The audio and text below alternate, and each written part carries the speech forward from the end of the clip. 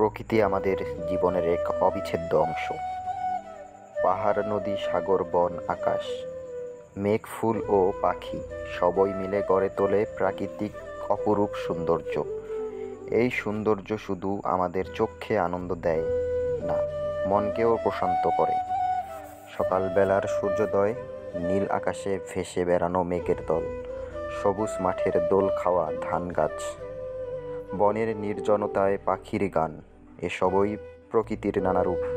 বর্ষাকালের বৃষ্টির শব্দ, শরতের কাশফুল, শীতের কুয়াশা কিংবা বসন্তের রঙিন ফুল, সব ঋতুতে প্রকৃতি তার নতুন নতুন রূপে ধরা দেয়। প্রকৃতি শুধু চোখের আরাম নয়, এটি আমাদের মানসিক শান্তিরও উৎস।